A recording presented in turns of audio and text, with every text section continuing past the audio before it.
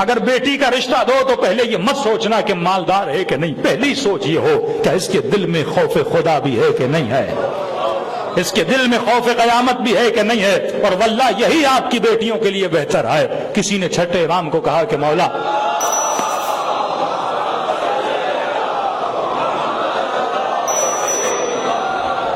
کے پاس آئے. امام فرماتے ہیں بیٹیاں اس کو دو جس کے وجود میں خوف خدا ہے.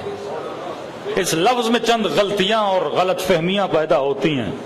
کئی مومن بزرگ آئے اور بیٹیوں کو طلاق ہو گئی یا شوہروں نے گھر سے نکال دیا اور کہنے لگا مولانا آپ نے تو مجالس میں سنتے ہیں کہ متقی کو بیٹی دینی چاہیے، پرہیزگار کو بیٹی دینی چاہیے. میں نے کہا ہم یہ کہتے ہیں کہ مولانا میں نے نمازی کو بیٹی دی، روز مسجد میں آتا تھا اور اسے بیٹی دی، اس نے میری بیٹی کو گھر سے نکال دیا، تو یہ کیسا متقی تھا؟ میں نے کہا تم نے نمازی کو بیٹی دی، متقی کو نہیں دی.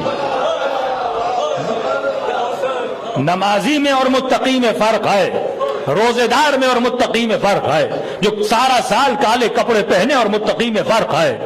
تقویٰ اور چیز ہے. خلاصہ تقویٰ کا یہ ہے کہ بیٹی اسے دو جس کے دل میں خوف خدا ہو.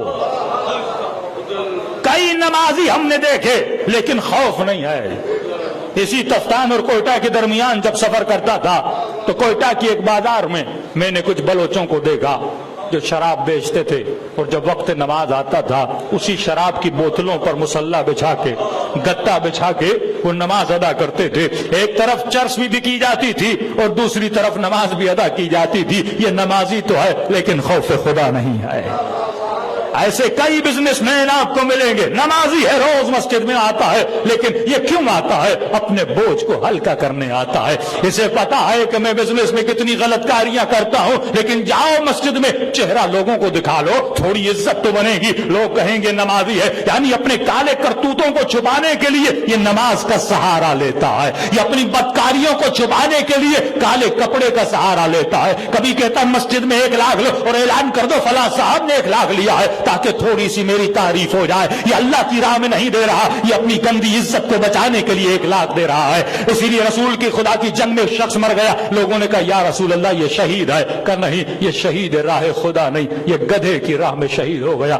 اس نے جنگ میں ایک بہت بڑا قداور خچر دیکھا تھا، گدھا دیکھا تھا، گدھے کی نسل کا کوئی گدھا تھا، اور اسے دیکھنے کے بعد یہ لڑنے گیا اور کہا جب جیت جاؤں گا تو مال غنیمت میں ملے گا. یہ جو لالچ عزت میں مسجد میں آتا ہے یہ نمازی ہے، متقی نہیں ہے. تقویٰ کا مطلب یہ ہے خوف جس کے دل میں ہو. ایسا جوان جو گناہ سے ڈرے، ایسا جوان جو بد کرداری سے ڈرے، ایسا جوان جو اللہ کی مخالفت سے ڈرے، ایسا جوان جو حضور امام کو محسوس کرے، اسے اپنی بیٹی دینا. اور اپنے اس کلام کی تصدیق لیے چھٹے امام کا فرمان پڑھنے لگا ہوں. میرے مولا فرماتے ہیں اے انسان، اگر تمہاری بیٹی کے پاس کوئی رشتہ آیا، اگر تم نے مال دنیا کو دیکھ کر، یہ نہیں کہ مال نہیں دیکھنا، پہلی شرط یہ ہے خوف خدا کو دیکھنا ہے. اس کے بعد یہ دیکھو اسٹیبل بھی ہے کہ نہیں ہے.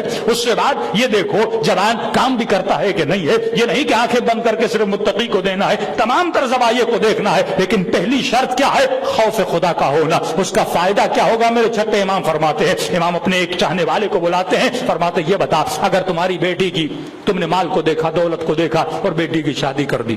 فرمایا شادی کے بعد 2 صورتیں ہیں. پہلی صورت یہ ہے کہ اگر بیٹی کی نیچر اس جوان کی نیچر سے مل گئی، طبیعتوں کا ملنا بہت ضروری ہے. 2 نیک لوگ بھی ہوتے ہیں لیکن نیچرز نہیں ملتی، طبیعتیں نہیں ملتی تو زندگی میں مسائل ہوتے ہیں. فرمایا اگر دونوں کی نیچر مل گئی، دونوں کا مائنڈ سیٹ آپس میں مل گیا، تم نے مال کی وجہ سے، دولت کی وجہ سے، شہرت کی وجہ سے بیٹی کا رشتہ کروایا. اب 2 صورتیں ہیں. پہلی صورت یہ ہے اگر دونوں کی طبیعت آپس میں میچ کر گئی تو بیٹی پوری زندگی خوش رہے گی.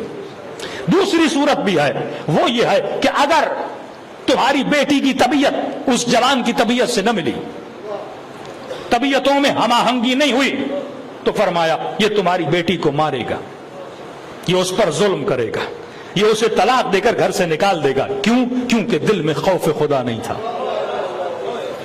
اب اگر تم نے شادی کسی ایسے لڑکے سے کروائی جس کے دل میں خوف تھا، جس کے دل میں احکام الہی کا خوف تھا، جو خود پابند شریعت تھا، اگر ایسے لڑکے سے شادی کروائی، پھر بھی 2 صورتیں ہیں. اگر ذہنی ہم آہنگی ہو گئی تو پوری زندگی خوش رہیں گے. دوسری صورت بھی ہے تو متقی، لیکن اگر اس کی بیٹی کے ساتھ ذہنی ہم آہنگی نہیں ہوئی، اگر اس سے غصہ آئے گا، ذہنی ہم آہنگی نہیں ہے، جب یہ تمہاری بیٹی کو مارنا چاہے گا ایک چیز اسے روک لے گی، وہ ہے خوف خدا۔ تو دونوں صورتوں میں تمہاری بیٹی خوش رہے گی۔ پہلی صورت ہم آہنگی ہوئی تو ٹھیک ہے، اگر ہم آہنگی نہیں ہوئی تو اس کو خوف خدا مجبور کرے گا، یہ اپنی بیوی کی عزت کرے، یہ اپنے بچوں کی عزت کرے۔ اسی طرح بالعکس ہے،